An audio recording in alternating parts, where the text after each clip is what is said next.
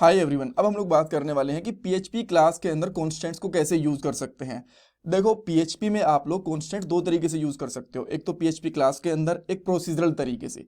अब इसकी डेफिनेशन, ये कैसे काम करता है, कि क्यों हम इसको यूज करते हैं और प्रोसीजरल तरीके से इसको कैसे यूज कर सकते हैं, ये सारी चीजें मैं आपको वीडियो नंबर 13 के अंदर, इसी प्लेलिस्ट के अंदर बता चुका हूँ। सो बेसिक चीजें मैं रिपीट नहीं करूंगा, मैं डायरेक्टली आपको ये बताऊंगा कि क्लास के अंदर कॉन्स्टेंट को कैसे डिफाइन कर सकते हैं, कैसे इसको कॉल कर सकते हैं क्लास के अंदर डिफाइन करने के बाद, और क्लास के बाहर, और एक्सेस मॉडिफायर्स के साथ में कांस्टेंट कैसे काम करता है। कुछ इंटरव्यू क्वेश्चन भी यहाँ पे आपको पता चलेंगे जो कि काफ़ी इंपॉर्टेंट रहने वाले हैं। All right. और ये हमारी प्लेलिस्ट है जो पीएचपी की, इसके अंदर 96 पार्ट आ चुके हैं, और भी बहुत सारे पार्ट आने वाले हैं। ये कंप्लीट प्लेलिस्ट है पीएचपी के लिए, जहाँ पे आपको interview question, project, database connection, procedural PHP, OOPs वगैरह सब कुछ मिलेगा। सो काफ़ी इंपॉर्टेंट प्लेलिस्ट है, पूरी देखना। लिंक मैंने डिस्क्रिप्शन बॉक्स में डाल दिया है। अब चलते हैं कोड के ऊपर। सबसे पहले मैंने constant.php नाम से एक फाइल बना रखी है, इसके अंदर मैं एक क्लास बनाता हूं जिसका नाम मैं यहां पे रखता हूं constant demo, राइट। और इसके अंदर सबसे पहले यही देख लेते हैं कि कांस्टेंट को हम लोग डिक्लेयर कैसे कर सकते हैं, डिफाइन कैसे कर सकते हैं। तो आपको सिंपली लिखना है यहाँ पे कॉन्स्ट, एक कीवर्ड, उसके बाद में उसका नाम। जैसे कि कांस्टेंट के अंदर हम लोग क्या चीजें रखते हैं जो हमें कभी भी चेंज ना करनी पड़े। मैं आपको जस्ट डेफिनेशन एक बार फिर से बता देता हूँ। कॉन्स्टेंट्स ऐसे वेरिएबल होते हैं जिनकी वैल्यू एक बार असाइन होने के बाद में कभी भी चेंज नहीं होती। तो मान लो हम लोग एक कॉलेज मैनेजमेंट का प्रोजेक्ट बना रहे हैं, तो कॉलेज का नाम एक बार हम लोग ने रख दिया तो कभी चेंज होता नहीं है, राइट, बिकॉज वो तो रजिस्टर्ड होता है ना, इसी वजह से। तो मैं यहाँ पे कांस्टेंट लेता हूँ कॉलेज नेम से, और यहाँ पे मैं कोई भी कॉलेज का नाम रख लेता हूँ। जैसे कि मैंने यहाँ पे रख दिया IET कॉलेज, ये मेरा कॉलेज था बेसिकली, राइट, ये मैंने रख दिया यहाँ पे।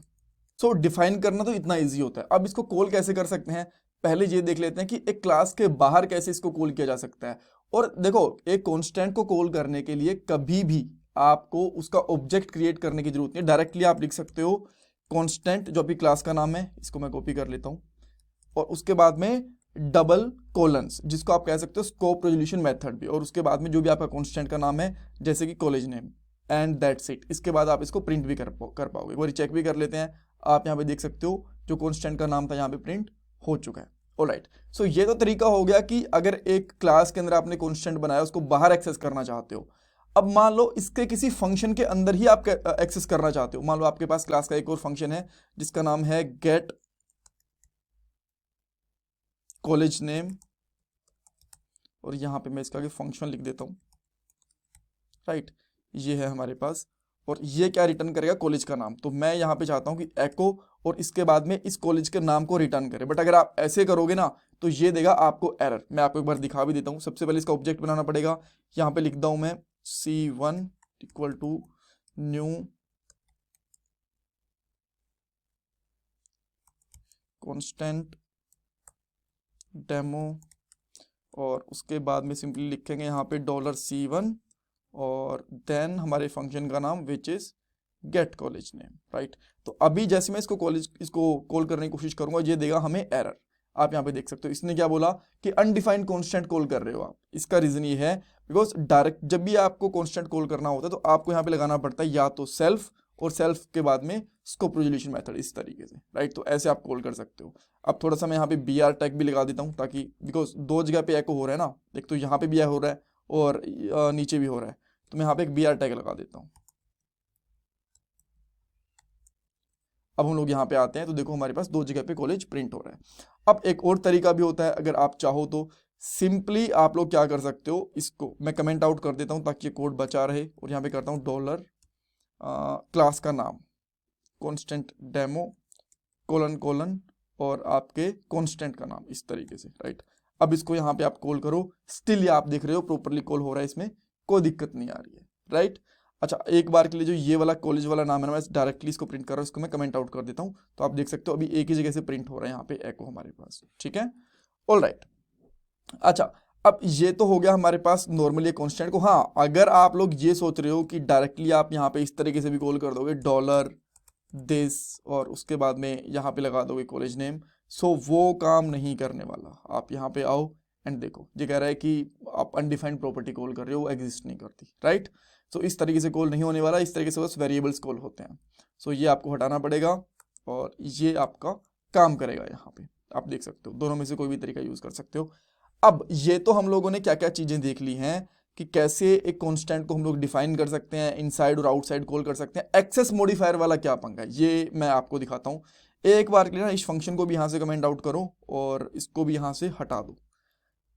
जो चाहो तो ऑब्जेक्ट रहने दो एक बार के लिए, ठीक है। मैं यहाँ पे देखो, इसको मैं यहाँ पे कॉल कर रहा हूँ ना, तो यहाँ पे आराम से कॉल हो रहा है, आप यहाँ पे देख पा रहे हो, राइट। IT कॉलेज एक ही जगह पे हो रहा है। अगर मैं इसको हटा दूंगा तो कुछ भी नहीं होगा प्रिंट, राइट, ठीक है।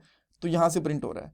बट अब अगर मैं इसको कर देता हूँ यहाँ पे प्राइवेट, इसको यहाँ पे प्राइवेट इसके आगे डिक्लेयर कर देता हूँ, तो क्या होगा? तो ये बोल देगा कि अच्छा, इसने सबसे पहले तो कुछ में कांस्टेंट से पहले यहाँ पे करना है प्राइवेट डिक्लेयर। तो अब इसने सबसे पहले क्या बोला? Can not access private constant there इस लाइन के अंदर, ठीक है, कि आप इसको डायरेक्टली एक्सेस नहीं कर सकते हो ग्लोबल स्कोप के अंदर। रीजन बीइंग बिकॉज हमने इसका जो एक्सेस है वो लिमिटेड कर दिया है क्लास के अंदर तक। अब ये यहाँ पे तो कॉल नहीं हो रहा, बट अगर आप लोग चाहते हो कि यहाँ पे कॉल हो तो डेफिनेटली कॉल हो रहा होगा, बिकॉज ये तो क्लास के अंदर हम लोग इसको कॉल कर रहे हैं ना। इसको अब देखो यहाँ पे प्रॉपरली काम कर रहा है, ठीक है। तो इसको प्राइवेट और पब्लिक भी बना सकते हो। बाय डिफॉल्ट ये पब्लिक होता है, इसको प्राइवेट भी आप इस तरीके से बना सकते हो जैसे मैंने अभी आपको बनाया, इसको बनाया। और देन उसके बाद में एक चीज और, प्रोटेक्टेड वाला भी कॉन्सेप्ट यहीं पे होता है। जैसे हम लोग प्रॉपर्टीज को, मेथड्स को भी प्रोटेक्टेड कर सकते हैं इसी तरीके से। जैसे कि मैं एक और क्लास बनाता हूँ जिसका मैं नाम रख लेता हूँ अभी के लिए चाइल्ड रख लेता हूँ, फटाफट से ना, टाइम वेस्ट नहीं करते हैं। और इसके अंदर एक फंक्शन बनाया मैंने, गेट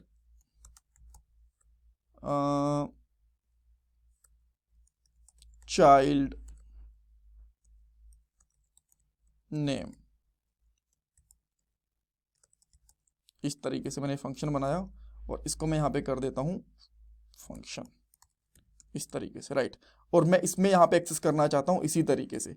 तो क्या मैं एक्सेस कर सकता हूँ? बिल्कुल कर सकता हूँ। अगर आप यहाँ पे लिखोगे प्रोटेक्टेड और यहाँ पे इसको एक्सटेंड कर लोगे तो, राइट, एक्सटेंड इस क्लास का नाम कांस्टेंट डेमो। अब अगर आपको ये नहीं पता कि ये प्रोटेक्टेड क्या होता है, प्राइवेट क्या होता है, पब्लिक क्या होता है, मैं आपको रिकमेंड करूंगा इससे पहले वाला पार्ट देखना जो अभी जल्दी ही पब्लिश हो जाएगा। आई गेस में भी पब्लिश हो गया होगा जब तक आप ये वीडियो देख रहे हो, बिकॉज कुछ वीडियो मैं अभी के लिए प्राइवेट रखता हूँ, इनको मैं धीरे धीरे रिलीज करता हूँ, राइट। तो ये एक्सेस मॉडिफायर वाला पार्ट देख लेना, पब्लिक, प्राइवेट, प्रोटेक्टेड, सारी चीज़ें आपको समझ में आ जाएंगी, राइट।